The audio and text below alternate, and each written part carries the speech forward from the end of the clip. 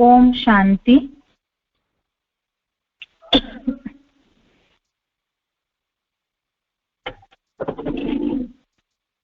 आज का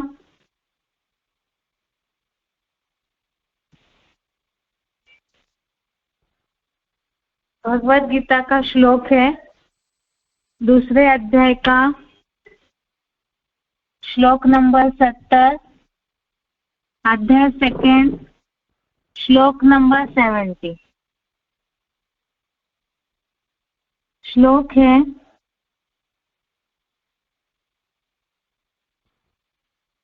अपूर्यमानम् अचल प्रतिष्ठम् समुद्रमापः प्रविशन्ति यद्वत् तद्वत् कामा यं प्रविशन्ति सर्वे स शान्तिम् अमाप्नोति कामकामी। श्लोक दोबारा। अपूर्यमानम् अचलं प्रतिष्ठं समुद्रमापः प्रविशन्ति यद्वत् तद्वत् कामा यं प्रविशन्ति सर्वे स शान्तिं माप्नोति न कामकामी। श्लोक का संधि विच्छेद है, अपूर्यमानम् अचल प्रतिष्ठं समुद्रम आपः प्रविशन्ति यद्वत् तद्वत् कामः यं प्रविशन्ति सर्वे स शान्तिम् अमाप्नोति न कामकामी।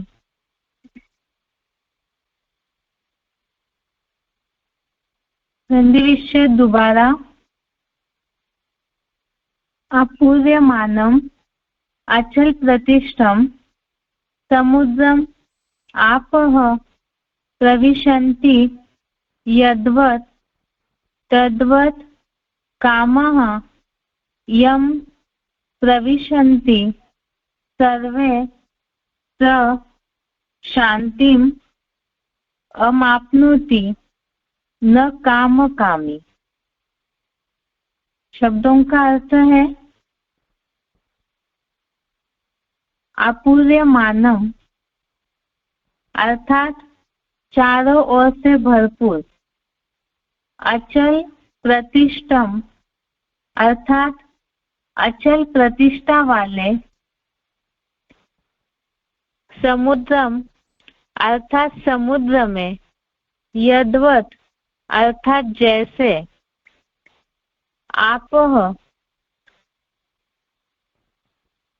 आपः प्रविशन्ति अर्थात जलधाराएं प्रवेश पाती है, तद्वत् अर्थात वैसे ही, सर्वे कामः अर्थात जिसकी सब इच्छाएं, प्रविशन्ति अर्थात प्रवेश पाती है, स अर्थात वो ही, शांतिम अर्थात आत्मा शांति, अमाप्नोति अर्थात को पाती है, कामकामी न अर्थात कामनाओं का इच्छुक नहीं पाता। शब्दों का अर्थ दोबारा। अपूर्यमानम अर्थात चारों ओर से भरपूर, अचल प्रतिष्ठम अर्थात अचल प्रतिष्ठा वाले, समुद्रम अर्थात समुद्र में, यद्वत् अर्थात जैसे, आपः प्रविशन्ति अर्थात जलधाराएं प्रवेश पाती हैं, तद्वत् अर्थात वैसे ही,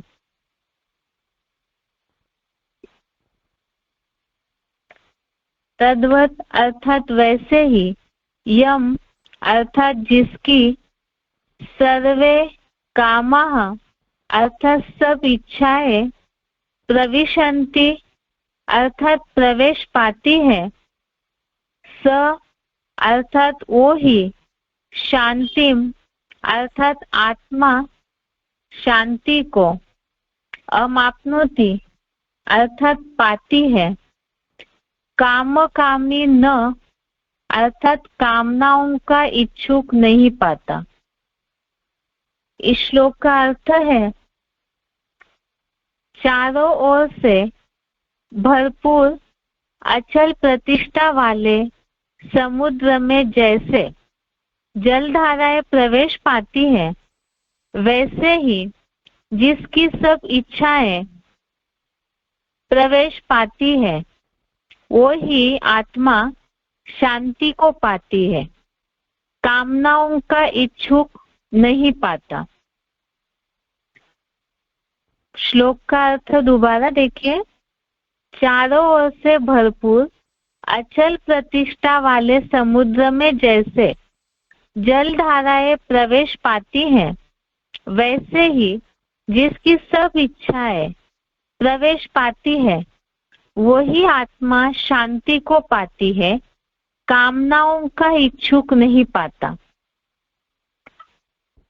अभी तक कुछ दिनों से हम जैसे स्थिर बुद्धि की निशानियां देख रहे थे, तो स्थिर बुद्धि होने के लिए भी हमने देखा है श्लोक में ज्यादातर इच्छाएं, क्रोध, आसक्ति, ये सारी बातों के ऊपर विजय पाने की बातें ही सारे श्लोक में बताई है।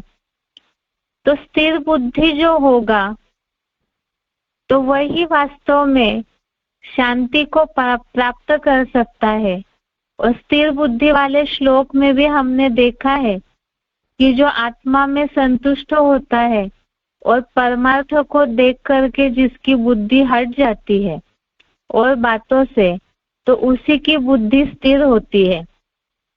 इसी तरह से स्थिर बुद्धि के साथ साथ ही यहाँ बात है, आज दुनिया में सब लोग शांति के लिए ही प्रयास कर रहे हैं, लेकिन मन की शांति किसी के भी पास नहीं है।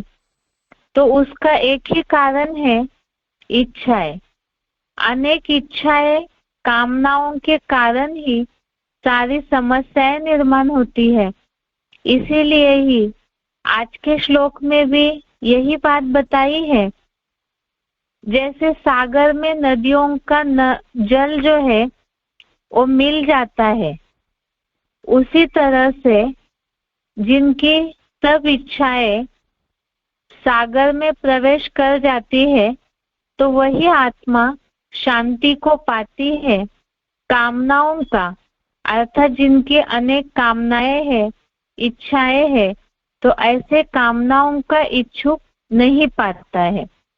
अर्थात शांति की प्राप्ति तभी हो सकती है जब मन की कामनाएं पूरी तरह से खत्म हो जाए। तो इसीलिए ही अब इच्छाएं जो है वो तो मनुष्य का मन इतना चंचल है, जब तक वो मन स्थिर नहीं होता है तब तक कामनाएं कैसे खत्म होगी। और शांति जो है, मन की शांति कहा जाता है। मन में अगर अनेक कामनाएं, संकल्पों में ही तो कामनाएं आती है, तो अगर इस तरह से मन में अनेक संकल्प विकल्प चलते रहते हैं तो मन शांत नहीं होगा। मन की शांति अर्थात ही मन में जो विचार चलते हैं लगातार, विचारों का सागर है, तो वो जब तक खत्म न हो तब तक शांति की अनुभूति नहीं होगी। और आज के श्लोक में ये बात बताई, जैसे नदियों का पानी समुद्र में प्रवेश करता है, वैसे ही इच्छाएं जो है वो सागर में प्रवेश कर जाए, तभी ही शांति की प्राप्ति हो सकती है। इस श्लोक को और अच्छे से समझने के लिए क्लैरिफिकेशन का अर्थ देखते हैं। चारों ओर से भरपूर अचल प्रतिष्ठा वाले समुद्र में जैसे चेतन ज्ञान नदियों की जलधाराएं प्रवेश पाती है, वैसे ही जिसकी अच्छी बुरी सब अपनी सब इच्छाएं यानी संकल्प विकल्पों की लहरें उस अगाध ज्ञान सागर शिव बाबा की जलमयी में समा जाती है, प्रवेश पाती है, वही आत्मा शांति के सागर को पाती है, कामनाओं का इच्छुक नहीं पाता।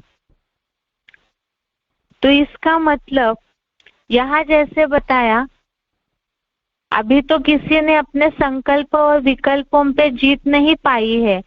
जो बताया संकल्प विकल्पों की लहरें उस अगाध ज्ञान सागर शिव बाबा की जलमयी में समा जाती है, प्रवेश पाती है, तो वही आत्मा शांति के सागर को पाती है।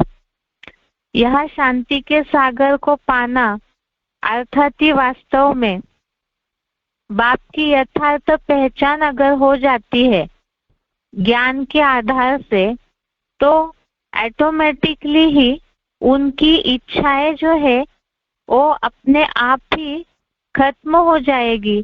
यहाँ बताया है कि वो शांति के सागर में सारी जो संकल्प विकल्पों की लहरें है वो उस ज्ञान सागर शिव बाबा की जलमयी में समा जाती है। जैसे मुरलियों में भी शिव बाबा ने कई जगह जो रिकॉर्ड बजता है, तो पुराने जमाने के जो भी गीत है उसका असली अर्थ तो शिव बाबा ही आकर के बताते हैं। जैसे बताया है मुरलियों में गीत आता है, तुम्हें पाके हमने जहां पा लिया, जमीन तो जमीन आसमान भी पा लिया। इसका मतलब एक शिव बाबा ही है जो सारे सृष्टि का बीज है, और उस बीज को अगर मुट्ठी में कर लिया तो ऑटोमेटिकली सारा वृक्ष भी हाथ में आ जाता है। अर्थात अनेक इस दुनिया की अगाध इच्छाएं है। जैसे सागर में जल बहुत होता है, इसी तरह से इस दुनिया में मनुष्यों की इच्छाओं की, जो लोग कहते हैं इच्छाओं की पूंछ बहुत लंबी है। 16वें अध्याय में भी हमने इस बात को देखा है बेसिक को समझते समय कि इच्छाओं का कोई लिमिट नहीं होता है। और तामसी स्टेज में कलयुगांत में तो आज ये चाहिए वो चाहिए ऐसी बहुत इच्छाएं रहती है, लेकिन एक बार अगर बाप की यथार्थ पहचान हो जाए, अभी इसमें ये भी बात है जो भी ज्ञान में चल रहे हैं पीवी के, तो बाप की पहचान तो हो गई, ये ज्ञान भी बुद्धि में आ गया कि शिव बाबा इस सृष्टि पर आए हुए हैं, मुरली सुनते हैं, तो उस आधार से ज्ञान तो बुद्धि में बैठा है। लेकिन फिर उसके बावजूद भी ये इच्छाएं जो है वो खत्म नहीं होती, या तो जिस तरह से जीवन में पूरी तरह से शांति का अनुभव होना चाहिए, जो श्लोक में बताया है कि शांति के सागर को पाती है। तो जब बाप को पहचान लिया तो फिर इस तरह से शांति की अनुभूति न होने का कारण क्या है, जिसके लिए मुरलियों में शिव बाबा ने बोला है कि बाप की अभी यथार्थ पहचान नहीं है। ये ज्ञान के आधार से ये बुद्धि में आ गया कि शिव बाबा इस सृष्टि पर पाठ बजा रहे, लेकिन बाबा ने मुरली में बोला है कि मैं जो हूँ, जैसा हूँ, जिस रूप में पाठ बजा रहा हूँ, वैसे यथार्थ रीति से उनको पहचाना है। तो जितना जितना हम ज्ञान की गहराई को समझते जाएंगे और अपने प्रैक्टिकल जीवन में धारण करते जाएंगे, तो उसी आधार से उस सागर जो है शिव बाबा का जो ज्ञान है वो जितना जितना प्रैक्टिकल जीवन में आता जाएगा, तो ऑटोमेटिकली ही ये जो इच्छाएं है वो उस शिव बाबा के ज्ञान सागर के ज्ञान जल में समा जाती है। इसका मतलब अगर दुनियावी इच्छाएं है पुरुषार्थी जीवन में भी अभी भी इच्छाओं की निर्मित हो रही है, दुनियावी सुख लेने की इच्छा होती है, या बार बार दुनिया को देख करके संकल्प उस तरफ बहते हैं, तो इसका मतलब यथार्थ रीति से, जैसे मुरलियों में शिव बाबा बोलते हैं कि मेरे साथ रहने वाले भी मुझे यथार्थ रीति से नहीं पहचानते।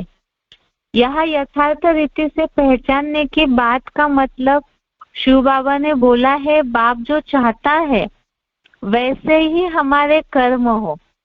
तो जैसे ही हम ज्ञान को समझते जाएंगे गहराई से, मुरलियों के आधार से, तो ऑटोमेटिकली बाप की उतनी यथार्थ पहचान होती जाएगी। और जितनी पहचान होती जाएगी तो ऑटोमेटिकली दुनियावी सारी इच्छाएं जो है वो निकल करके सारी बाप में समा जाएगी। क्योंकि बीज अगर मुट्ठी में आ जाता है तो दुनियावी और कोई सुख लेने की ऑटोमेटिकली उन इच्छाओं से वैराग आता जाएगा। इसे ही बोला है कि जैसे नदियों का जल धारा है, ये तो नियम है दुनिया का कि नदियां जो है वो अपना पानी ले जा करके सागर में मिलाती है। तो इसी तरह से यहाँ भी नंबरवार जो भी आत्माएं है, तो ये सारी इच्छाएं जो बताया संकल्प विकल्पों की लहरें उस अगाध ज्ञान सागर शिव बाबा की जलमयी में समा जाती है, प्रवेश पाती है, तो वही आत्मा शांति के सागर को पाती है। अब उस शांति के सागर को मुट्ठी में लेना है, बुद्धि में समाना है, तो उसके लिए जरूरी है, वास्तव में शिव बाबा है ही ज्ञान, शिव बाबा की पहचान ही वास्तव में ज्ञान है। और उस ज्ञान को हम जितना जितना अपने जीवन में धारण करेंगे, बुद्धि में समाएंगे, प्रैक्टिकल जीवन में जितना जितना लाएंगे, तो ऑटोमेटिकली ही आत्मा जो है वो शांति के सागर को पाती है। जिसके लिए ही इस श्लोक के भावार्थ में नीचे मुरली पॉइंट लिखा हुआ है।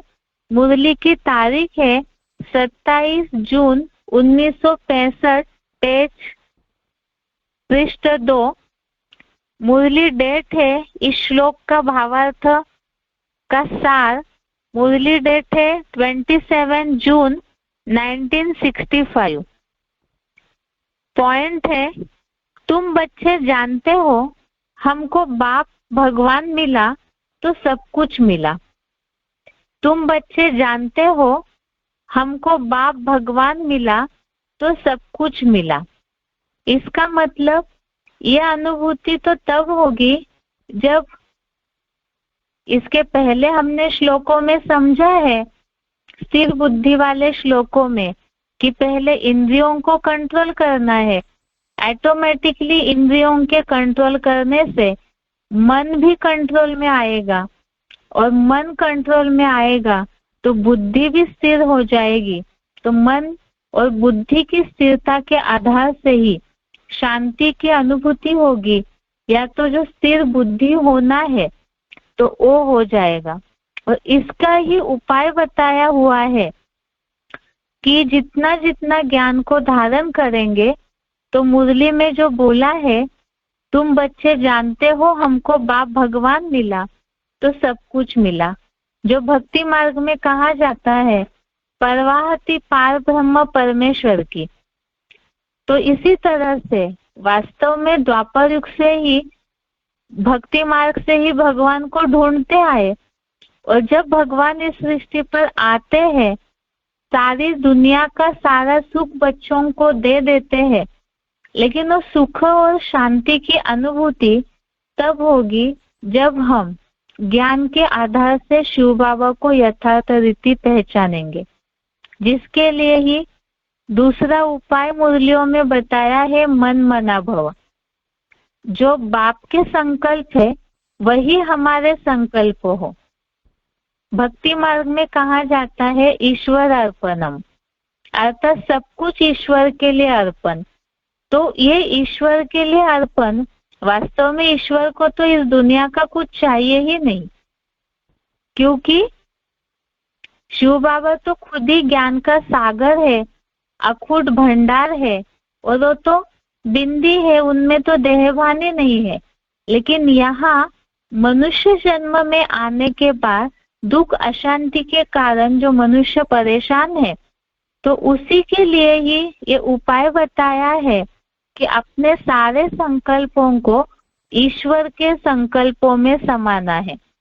अर्थात ही मुरलियों में जो भी ज्ञान की बातें आती है, जो तरीका बताया है जीवन परिवर्तन के लिए, तो उस ज्ञान को हम अपने जीवन में जितना धारण करेंगे, अपने संकल्प रूपी खून में जितना उसे धारण करेंगे, अर्थात ही वो आत्माएं सागर में मिक्स हो गई। और शांति का सागर है बाप, तो उस शांति के सागर के ज्ञान को अगर हमने अपने संकल्पों में समा लिया, अर्थात ही शिव बाबा में समा गए ज्ञान के आधार से, तो ऑटोमेटिकली ही वो इच्छाएं जो है वो खत्म हो जाएगी। लेकिन वो शांति के सागर को प्राप्त करने के लिए ही बताया कि कामनाओं का इच्छुक नहीं पाता है, और कामनाएं निर्माण होती है इंद्रिय सुखों के कारण। अनेक प्रकार की इच्छाएं जो है वो इंद्रिय सुखों के कारण निर्माण होती है। मन दौड़ता है, बुद्धि उसके पीछे जाती है। इसका उपाय ऊपर के श्लोकों में समझा, और इसी का ही दूसरा उपाय बताया है। जैसे कि दुनिया में तो लोग कहते हैं, सन्यासी लोग बुदबुदे सागर में समा जाते हैं, लीन हो जाते हैं। वास्तव में इस तरह से जो लोग कहते हैं कि पूरा अस्तित्व खत्म हो जाता है, तो वो बात नहीं है। यहाँ बात है कि बिल्कुल जैसे कि बाप में, बाप की याद में, बाप के ज्ञान में जो पूरी तरह से तल्लीन हो जाते हैं, जो शिव बाबा बाप दादा अव्यक्तवाणियों में भी बोलते हैं कि ये ऐसा संगठन बन जाए कि सब अनेक होते हुए भी एक दिखाई दे। तो जब सागर में नदियां समा जाती है तो उनका अलग से अस्तित्व दिखाई नहीं देता है।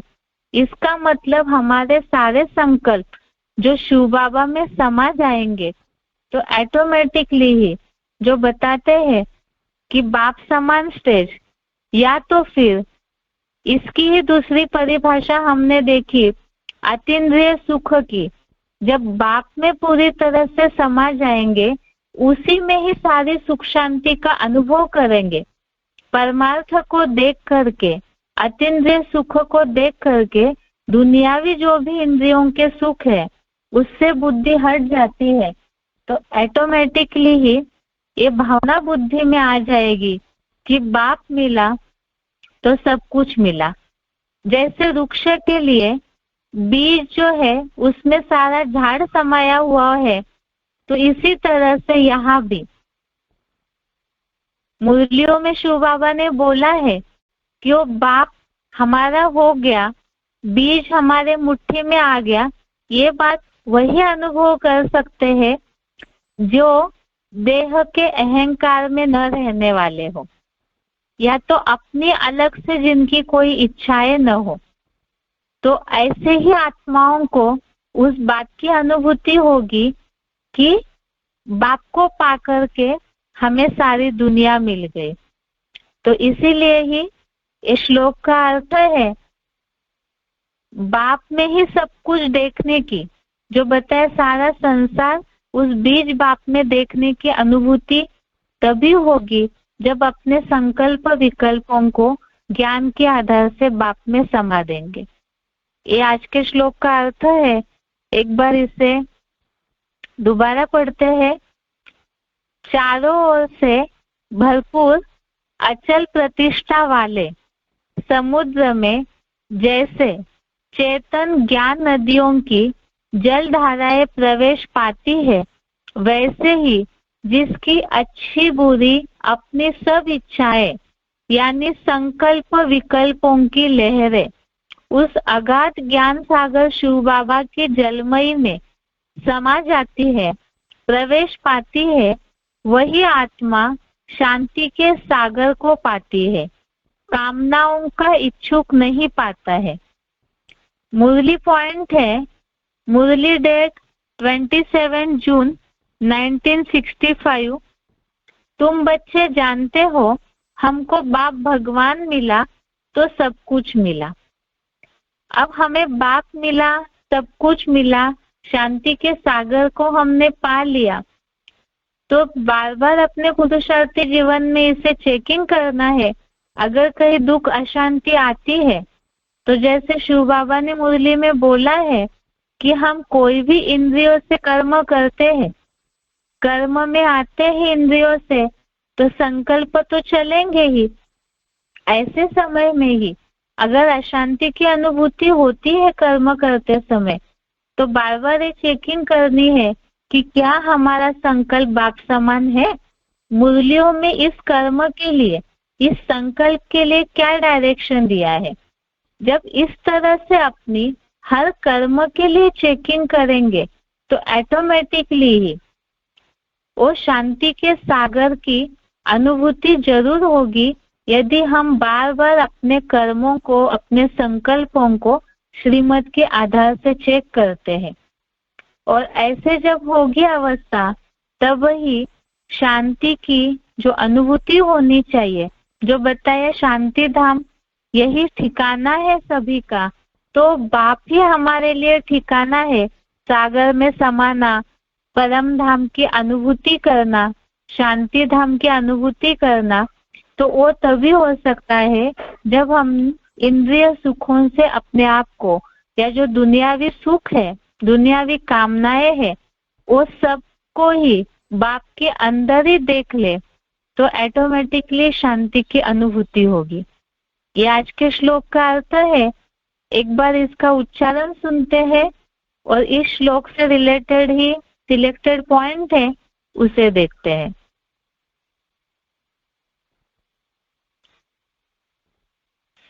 आपूर्यमाणम् अचल प्रतिष्ठम् समुद्रमापः प्रविशन्ति यद्वत् कामायम् प्रविशन्ति सर्वे स शान्तिमाप्नोति न कामकामी। चारों ओर से भरपूर अचल प्रतिष्ठा वाले समुद्र में जैसे चेतन ज्ञान नदियों की जल धाराएं प्रवेश पाती हैं, वैसे ही जिसकी अच्छी बुरी अपनी सब इच्छाएं और संकल्प विकल्पों का अंबार एक अगाध ज्ञान सागर शिव बाबा में समा जाती है या जलमयी में प्रवेश पाती है, वह आत्मा शांति के सागर को पाती है, कामनाओं का इच्छुक नहीं पाता है।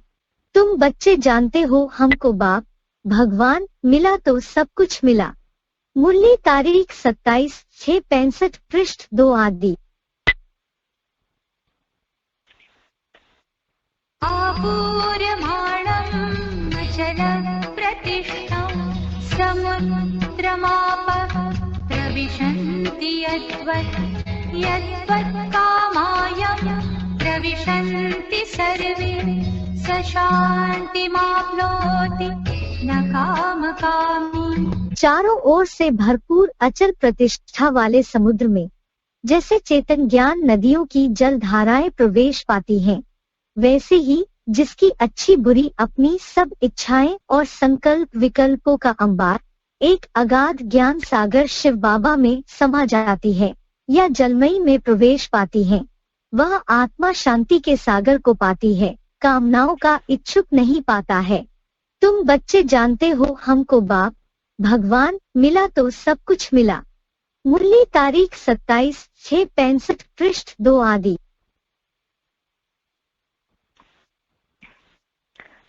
अभी सिलेक्टेड पॉइंट है आज के श्लोक से रिलेटेड। सिलेक्टेड पॉइंट का नंबर है 987, सिलेक्टेड पॉइंट नंबर 987।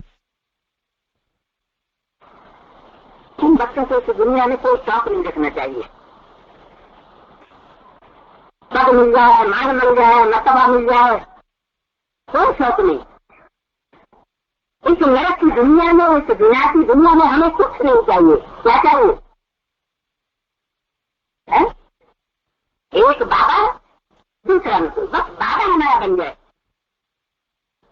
अगर बीज हाथ में आ गया, मुट्ठी में आ गया, तो सारा वृक्ष हमारा हो जाएगा। सारे वृक्ष में हमारा आधिपत्य हो जाएगा। बाकी पत्तों को कंट्रोल करने से गालियों को हम अपने कंट्रोल में चलाना चाहें, टहनियों को कंट्रोल में चलाना चाहें, सांपों को अपने कंट्रोल में करना चाहें, तो हो नहीं सकेगा। इसलिए भक्ति मार्ग में भी कहते हैं कि साधे सब सब है और सब साधे सब जाए। एक के प्रति बुद्धि में अगर साधना पक्की कर ली तो सब कुछ प्राप्ति हो जाएगी। भक्ति मार्ग में भी भक्तों में इतनी धारणा होती है, जो श्रेष्ठ भक्त होते हैं जब उनको भगवान कहते हैं नामो वरदान, तो क्या मानते हैं? आपके चरण कमलों में हमारी हमेशा प्रीति बनी है, हमें और कुछ नहीं चाहिए। कमलों की बात नहीं है, बुद्धि पाऊं। आपकी जो मत है, आपकी जो श्रेष्ठ मत है, उस मत में हमारी प्रीत बुद्धि बनी है, उससे हम कभी विपरीत बुद्धि न बने।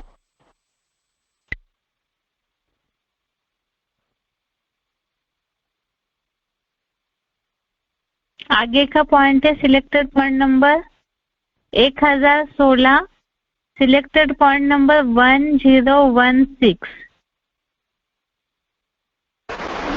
इस दुनिया में सब दुर्गति करने वाले एक सदगुरु है। उस सदगुरु को हमने पहचाना है, जो एक सेकंड में संकल्प हो सकता है। कैसी भी विकराल स्थितियां परिस्थितियां हों, कोई संकल्प नहीं। एक शिव बाबा है, दूसरा बिंदु का मतलब ही फुल स्टॉप। ये बड़ी तीव्र गति है योगी की, निराकारी गति है। अव्यक्तवाणी में भी बोला, जो निराकारी है, निराकार की स्टेज में टिकने वाले हैं, ज्योति बिंदु फुल स्टॉप की स्टेज में टिकने वाले हैं, नो संकल्प एट फुल स्टॉप। ऐसी आत्माएं तीव्र गति वाली होती हैं। क्या कैसी गति होगी? तीव्र गति। पुरुषार्थ में बड़ी फास्ट जाने वाली।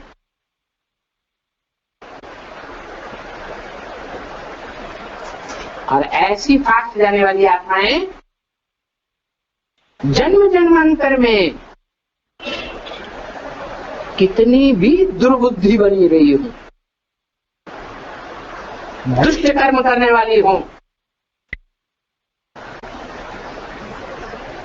महापापी की लिस्ट में क्यों न हो, उन महापापियों का भी वो याद से क्या होता है? जल्दी ही उद्धार हो जाए।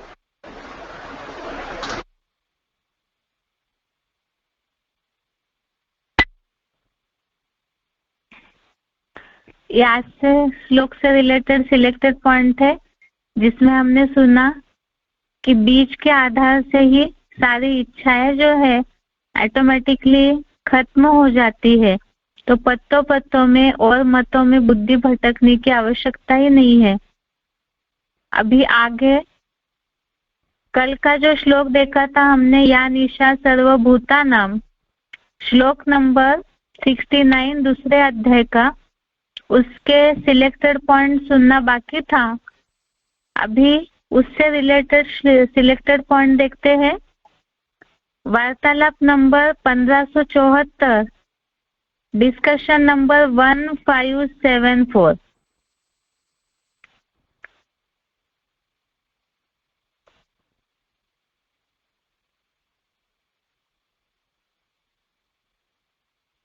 या निशा सर्वभूतानां, जो रात्रि सब प्राणियों के लिए है। कौन सी रात्रि? हाँ, अज्ञान की रात्रि है। कौन सी रात्रि? सब प्राणियों के लिए, दुनिया के जितने भी प्राणी हैं उन सब के लिए आध्यात्मिकता रात्रि है। आध्यात्मिकता में वो सब सोए पड़े हैं। सबको क्यों ले लिया? सबको क्यों समझ लिया? ज्ञान में चलने वाले नहीं है, है? फिर से उनको क्यों ले लिया? सर्वभूतानाम क्यों कह दिया? है? नहीं, सर्वभूतानाम माने में सर्व, नंबरवार की बात ही नहीं। अंत समय का गायन है। जिस समय बाप की प्रत्यक्षता होगी, सूर्य उदय होने वाला होगा, उस महाशिवरात्रि के टाइम पर सब भूत क्या हो जाएंगे? जितने भी प्राणी हैं सब जाग जाएंगे, सब सो जाएंगे। उस समय के लिए ये बात बोली हुई है। चाहे बीज रूप आत्माएं हो, चाहे आधार मूर्त आत्माएं हो, चाहे दुनिया की 500 करोड़ आत्माएं हो, सब अज्ञानता की नींद में सो जाएंगी। भौतिकवाद की दुनिया में जागृत रहेंगी और आध्यात्मिकता में सो जाएंगी। बाप कौन है? अरे बाप आप कुछ नहीं, ऐसे ही बातें हैं। विनाश होगा कि नहीं? अरे क्या विनाश विनाश कुछ नहीं हो, मस्ती से खाओ पियो मौज करो, है? रोटी कपड़ा और मकान कमाओ। ये कहाँ चक्करबाजी में पड़ गए? तो ये अज्ञानता हुई या ज्ञान हुआ? अज्ञानता में सो जाएंगे, सब सो जाएंगे नंबरवार, कोई पहले और कोई बाद में। अच्छा 8 है, वो भी नंबरवार सो जाएंगे। माया किसी को छोड़ती नहीं है। फाइनल परीक्षा में फिर क्या होगा? अरे कोई जागृत रहेगा या नहीं रहेगा? है? या निशा सर्वभूतानाम सर्वभूत प्राणियों के लिए रात्रि है। आध्यात्मिक ज्ञान। कौन जागृत रहेंगे? हैं?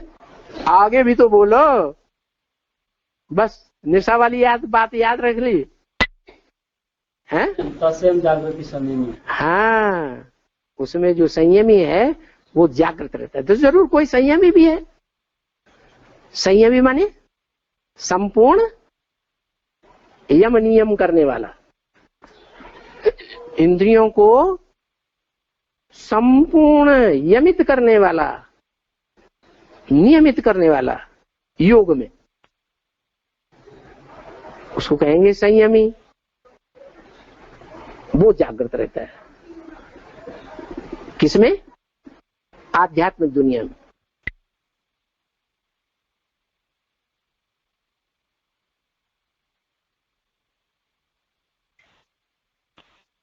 आगे का सिलेक्टेड पॉइंट है अध्याय 2, श्लोक नंबर 69। उसी श्लोक से रिलेटेड पॉइंट है। या निशा सर्वभूतानां तस्यां जागृति संयमी यस्यां जागृति भूतानि सा निशा पश्यतु।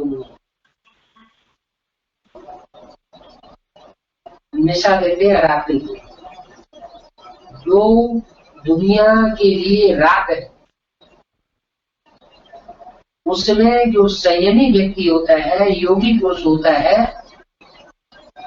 वो जागरूक सब मनुष्यों के लिए जो रात है उसमें वो जगता है, और जो सब मनुष्यों के लिए जागरण करने की दिन है उसमें वो सोता है। माना दुनिया वाले जिस दुनिया में बहुत जागरण कर रहे हैं, चैतन्य होकर के चल रहे हैं, उस दुनिया से जैसे कि वो सो गया, मर गया, जीते जी उस दुनिया को देखते हुए नहीं देखता है। और जो दुनिया आने वाली है, नई दुनिया, स्वर्ग, जिसे दूसरे धर्म वाले जन्नत कहते हैं, जिसे दूसरे धर्म वाले पैराडाइज कहते हैं। तो उस दुनिया में जाने के लिए पुरुषार्थ करने वाले जो मनुष्य है वही संयमी मनुष्य योगी कहे जाते हैं।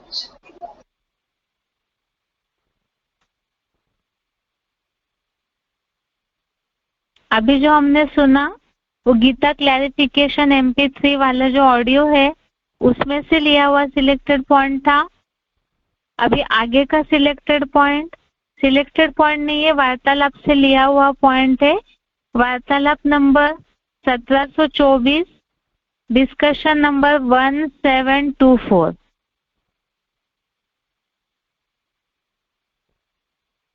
क्यों?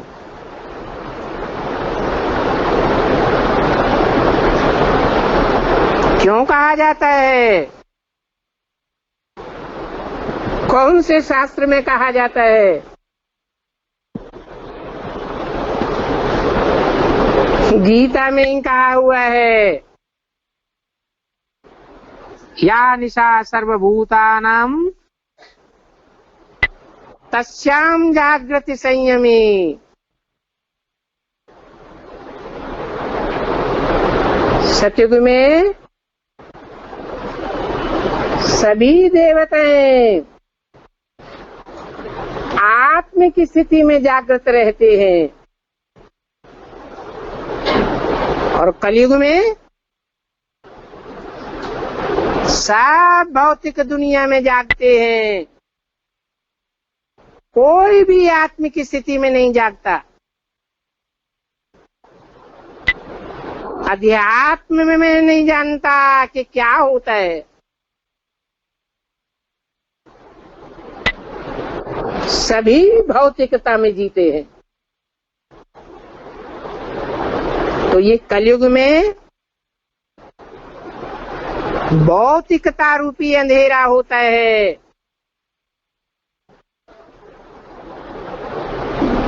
जो भोगी होते हैं वो उस अंधेरे में जागते हैं।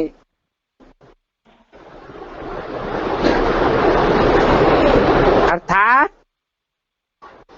सतयुग हो तो ब्रह्मा का दिन हो, तो जरूर अभी ब्रह्मा की रात हुई।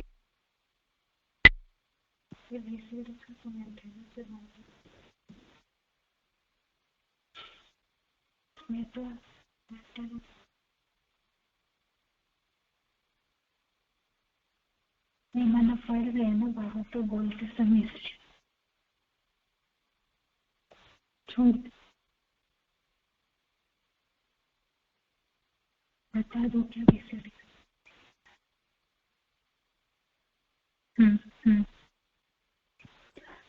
अभी जो हमने सुना वो VCD का पॉइंट है, VCD नंबर 1724, VCD नंबर 1724। अभी आगे का पॉइंट है VCD नंबर 1537, VCD नंबर 1537।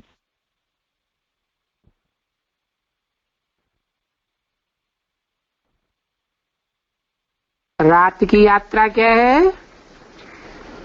याद की यात्रा है। और जिस्मानी यात्राएं होती हैं दिन की।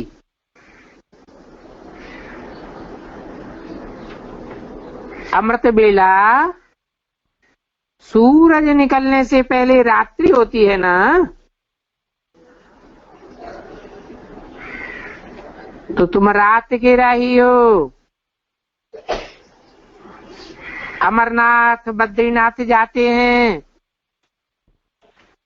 तो दिन को सफर करके रात को सो जाते हैं। और तुम बच्चों की मुसाफरी है रात की।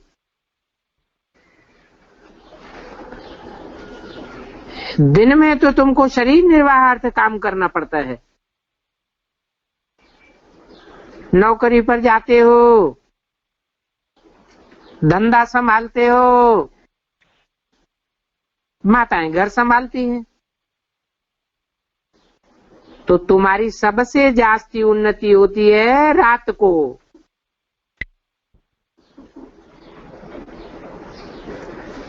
जबकि सब मनुष्य सोए रहते हैं। जो भक्ति मार्ग की गीता है उसमें भी बोला है, या निशा सर्वभूतानां तस्यां जागृति संयमी।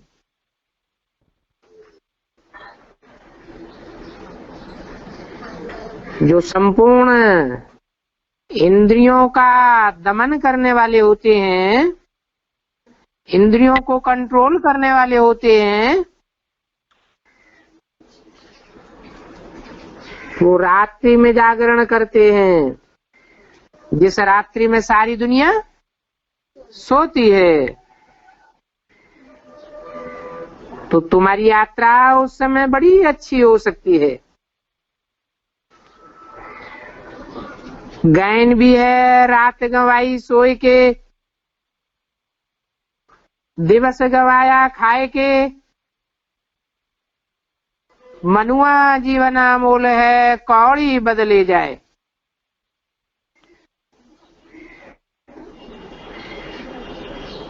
अगर रात्रि में याद का पुरुषार्थ नहीं किया तो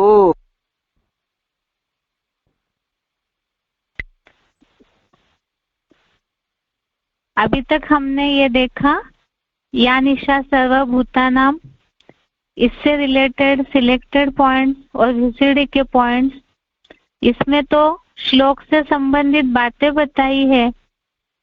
आगे जैसे बाबा ने मुरली में बोला है कि पंचभूतों का जो आरोहण करते हैं, अर्थात वो अज्ञान की नींद में सो रहे हैं और जो आत्मिक स्थिति में जगते हैं तो उनके लिए दिन है।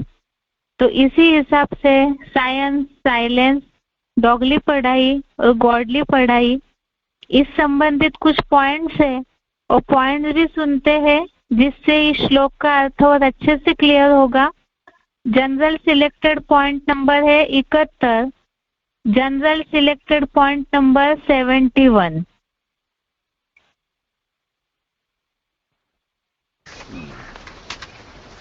अभी 100-150 साल से माया का पंप एंड शो इतना बढ़ गया कि मनुष्य की वृद्धि साइंस से चमत्कृत हो गई, क्योंकि साइंस विज्ञान मनुष्य की पैदाइश है, मनुष्य की रचना है। लेकिन इस साइंस से भी बड़ी चीज है साइलेंस, जो भगवान बाप आकर के स्थापन करते हैं।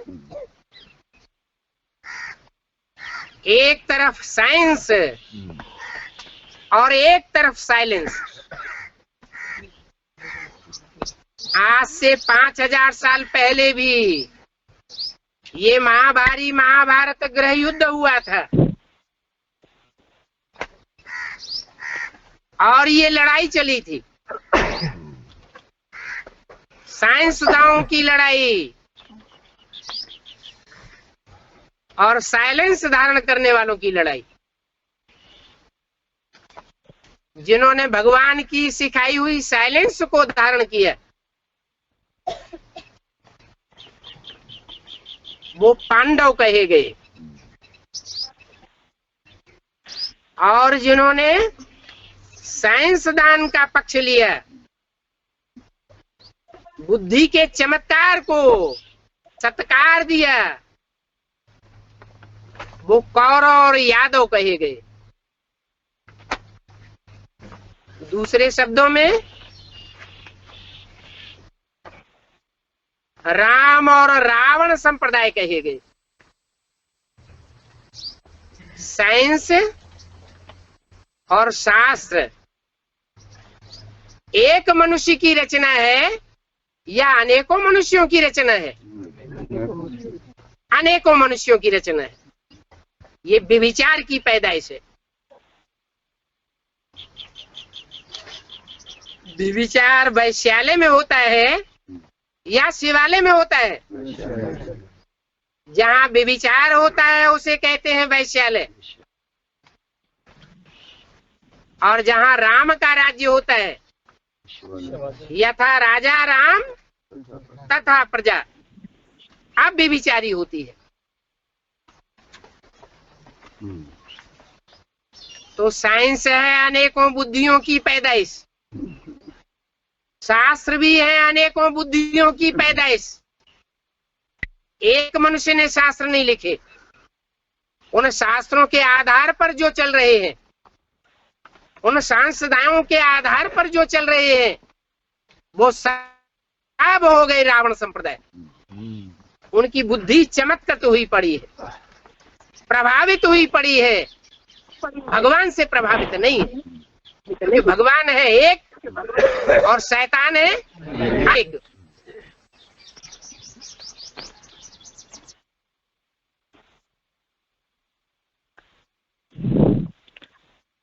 आगे है selected point number 1271, selected point number 1271।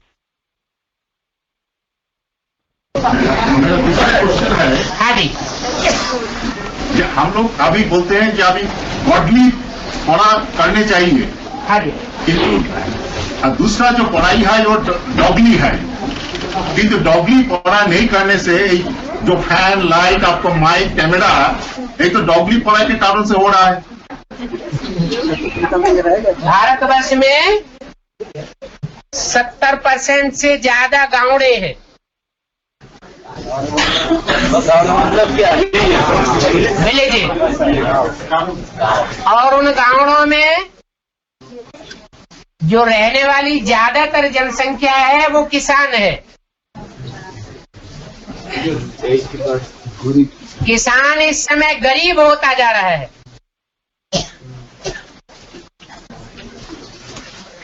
और जो बिजनेस वाला तबक्का है और उससे ऊपर मल्टी मिलियनर्स का जो तबक्का है वो साहूकार बनता जाता है। तो जिस बिजली की हम बात कर रहे हैं वो ऐसा तो नहीं है कहीं हम शहर में रह रहे हैं। गांवों की स्थिति देखी जाए तो वहां बिजली का नाम है, वायर लगे हुए हैं, 2 घंटे भी बिजली नहीं आती। जाके कंपल में देख लो और दूसरी जगह न गए हो तो ऐसे गांवों की संख्या 70% से भी ज्यादा है। तो जो भी साइंस के साधन हैं और साइंस के साधनों में जितना भी पैसा खर्च किया जा रहा है वो परसेंटेज में कितने लोगों को प्राप्त हो रहा है। साइंस का ज्यादा से ज्यादा पैसा तो एटॉमिक एनर्जी में, और जो ऊपर उड़ानें भरी जाती हैं चंद्रमा पर, दूसरे ग्रह उपग्रहों में, और वहां प्लाट खरीदने के लिए जो मंसूबे बनाए जा रहे हैं उनमें कितना पैसा खर्च किया जा रहा है। अगर वो पैसा गरीब पब्लिक में खर्च किया जाए तो समानता आ जाए, लेकिन विनाश काले विपरीत बुद्धि विनश्यते। विनाश का सामान ज्यादा इकट्ठा हो गया और पब्लिक के निर्माण का सामान नहीं हो पाया। आज जितनी विपुल संपत्ति साइंस की अमेरिका के पास है, उन अमेरिकन की बुद्धि का क्या हाल है। दुनिया के छोटे छोटे देशों को हड़पते जा रहे हैं, मसलते जा रहे हैं। ये साइंस की बुद्धि साइलेंस को नष्ट करने वाली है।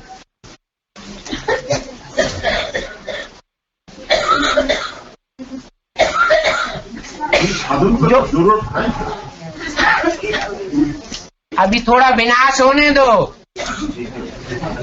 फिर पता चलेगा कि विनाशी साधन कितने काम आते हैं और साधना कितनी काम आती है। जो साधना वाले होंगे वो जीत में रहेंगे, और जो साइंस के साधनों के आधार पर जिनकी आदत पड़ चुकी है जीवन चलाने की, उनके हाथ फेल होने लगेंगे।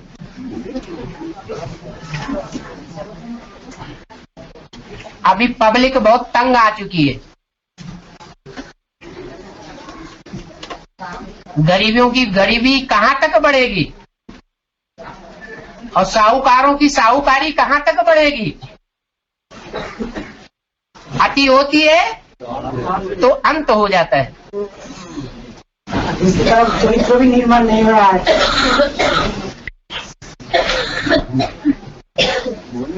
चरित्र की बात के ऊपर तो सारा ही मदार है। माँ पिता को पिटाई करते हैं।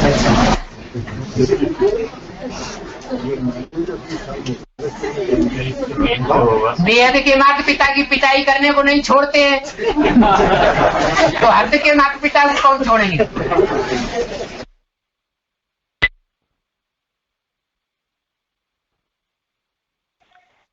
अभी हमने जो पॉइंट समझा, जैसे साइंस के लिए और डॉगली पढ़ाई गॉडली पढ़ाई के लिए, तो उसमें जो बताया है कि ये जो साइंस है अनेक बुद्धियों द्वारा होता है। जैसे रावण के अनेक सिर है, तो अनेकों के द्वारा अज्ञानी आता है जो अंधकार फैलाता है। जो 69 नंबर श्लोक में बात आई है, अज्ञान अंधकार की रात्रि में सभी भूत प्राणी जगते हैं या भौतिकता की दुनिया में ही जगते हैं। तो इसी हिसाब से ये सिलेक्टेड पॉइंट देखे हैं। भौतिक दुनिया को ही जो सब कुछ मानते हैं, अर्थात तो अज्ञान रात्रि में जी रहे हैं। आगे है वार्तालाप से लिया हुआ पॉइंट है। इसी श्लोक को सही रीति समझने के लिए वार्तालाप नंबर 1534, वार्तालाप नंबर 1534, टाइमिंग है 32 मिनट के बाद 32 मिनट के बाद से लिया हुआ ये पॉइंट है। यहाँ के लोग रात्रि पढ़ाई को बहुत मुख्य देते हैं, दुनिया के लोग, और एक्चुअल आध्यात्मिक हिमालय को कदर नहीं करते। उसका नाम ही है भौतिक पढ़ाई। क्या? भौतिक दुनिया की स्टडी। पंचभूत माने भौतिक, पृथ्वी, जल, वायु, अग्नि, आकाश, इनकी पढ़ाई। पंचभूत से बनता है ये शरीर। डॉक्टरों की जितनी पढ़ाई है ये पंचभूत से बने हुए शरीर की पढ़ाई है। इसको अधि आत्मिक नहीं कहेंगे। अधि माने अंदर, आत्मिक माने आत्मा की, माने आत्मा के अंदर की पढ़ाई। परमात्मा बाप के सिवाय कोई दुनिया में पढ़ा ही नहीं सकता।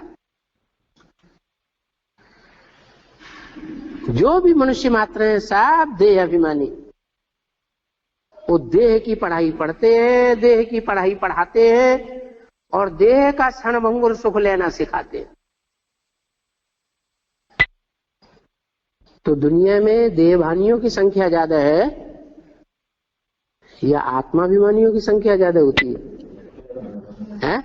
अरे भगवान के आने के बावजूद भी आत्मा के अंदर क्या है, आत्मा रूपी रिकॉर्ड के अंदर कैसे कैसे अनेक जन्मों का पार्ट भरा हुआ है, ये जानने की जो इच्छा वाले हैं वो आध्यात्मिक मनुष्य है।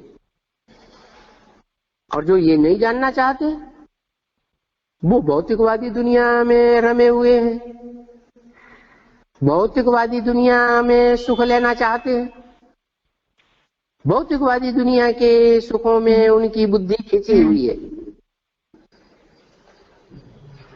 तो उनकी संख्या ज्यादा होती है देह अभिमानियों की। भगवान के आने के बाद जो भगवान को फॉलो करते हैं, भगवान है ही आध्यात्म ज्ञान देने वाला, क्योंकि वो सदैव आत्मा है। वो कभी देहभान वाला बनता ही नहीं, वो तो अजन्मा है। पंच भौतिक शरीर धारण ही नहीं करता, धारण भी करता है तो प्रकृति को वश में करके करता है। प्रकृति वाले 5 तत्व, 5 तत्वों को अपने वश में लेकर के फिर प्रवेश करता है। आत्मा में प्रवेश करता है या शरीर में प्रवेश करता है?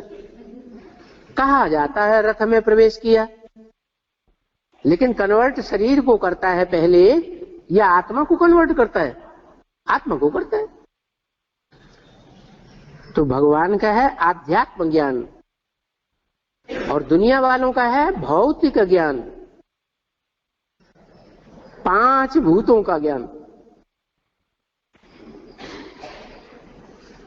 ईश्वर तो भूतों की दुनिया से निकाल करके हमको शुद्ध आत्मा बनाने आया है। हम कौन हैं ये सच्ची पढ़ाई हमको पढ़ाता है। हम पंचभूत नहीं हैं, 5 तत्वों का पुतला हम नहीं हैं, हम देह नहीं हैं। हम तो 5 तत्वों से परे आत्मा है। लेकिन जन्म लेते लेते अनेक जन्मों का सुख भोगते भोगते आत्मा इन 5 तत्वों के वशीभूत हो गई। तो वो आध्यात्म ज्ञान देने वाला हमको इन 5 तत्वों की वशीभूत होने की प्रक्रिया से दूर ले जाता है, एकदम मुक्त कर देता है। कैसे? क्या सिखाता है? पहला पाठ, तुम ज्योति बिंदु आत्मा हो। ये ज्योति बिंदु आत्मा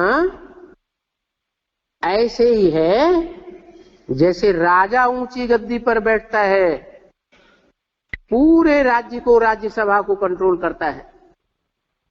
ऐसे ये शरीर रूपी राज्य को कंट्रोल करने वाला आत्मा रूपी राजा मूर्धन्य में,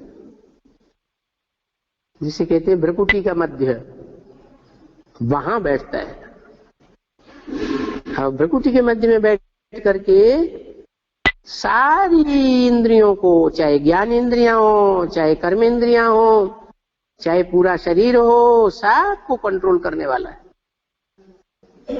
ये आध्यात्मिक ज्ञान हमको देता है। अधि माने अंदर, आत्मा माने आत्मा। आत्मा के अंदर का ज्ञान लेने के लिए आत्मा के ऊपर कंसंट्रेशन करने की प्रैक्टिस करनी पड़े। अभी 63 जन्म से तो हमारी पक्की प्रैक्टिस पड़ी हुई है देह को याद करने की, देह की इंद्रियों का सुख लेने की। तो संग का रंग किसको लगेगा? पंचभूतों का सुख लगे, संग का रंग लगेगा, या आत्मा परमात्मा का संग का रंग लगेगा? है? पंचभूतों का संग का रंग लग गया। इसलिए संख्या उनकी ज्यादा है। भौतिक पढ़ाई पढ़ने के लिए जो प्रेफरेंस देते हैं,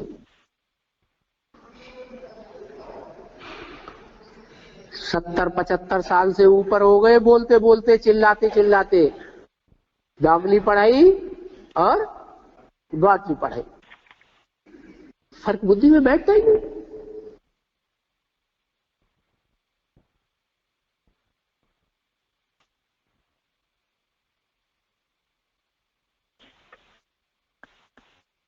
आगे का है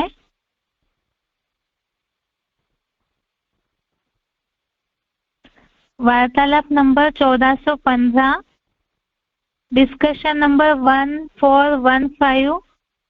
टाइमिंग है 40 मिनट के बाद, टाइमिंग 40 मिनट्स के बाद। स्कूल में पढ़ते हैं, स्कूल में पढ़ने से दागली पढ़ाई बोला जाता है। दागली पढ़ाई बोलते हैं, इसका अर्थ क्या है?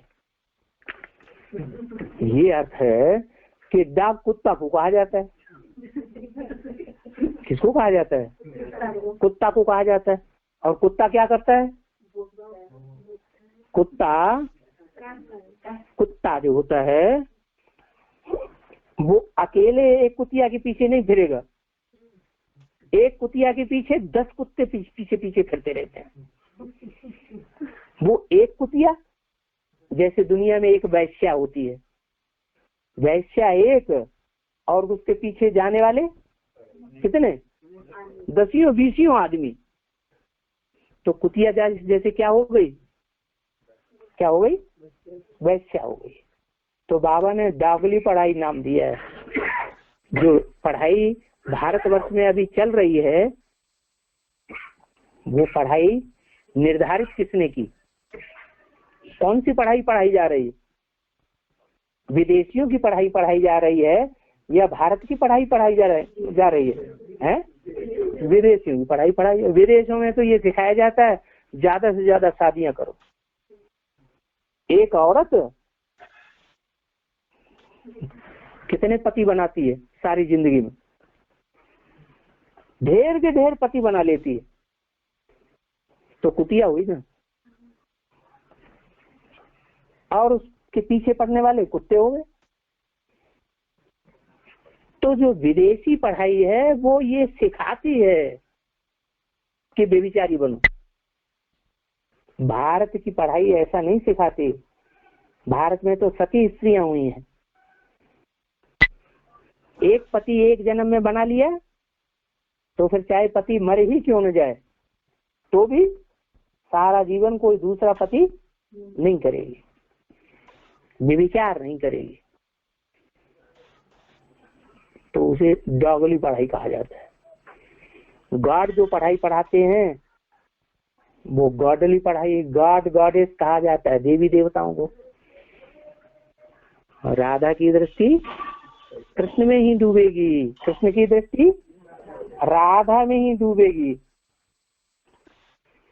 तो ये गॉडली पढ़ाई हुई। राधा कृष्ण गॉड गॉडेस है, देवी देवता है ना, कि कुत्ता कुतिया है।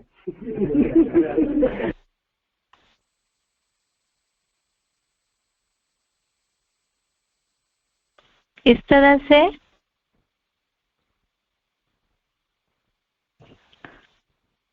ये या निशा सर्वभूतानाम, इससे लागू होने वाले सिलेक्टेड पॉइंट हमने देखे। जो भी इस तरह से भौतिक दुनिया में या तो भौतिकता की पढ़ाई को महत्व देते हैं तो अज्ञान की रात है। बहुत बार ऐसे होता है, दुनिया वाले भी इस बात को पूछते हैं तो इन पॉइंट्स के आधार से उन्हें समझा सकते हैं। ये आज के श्लोक का अर्थ तो हो गया और कल के श्लोक से रिलेटेड पॉइंट्स। आज के लिए यहाँ तक ही। ओम शांति।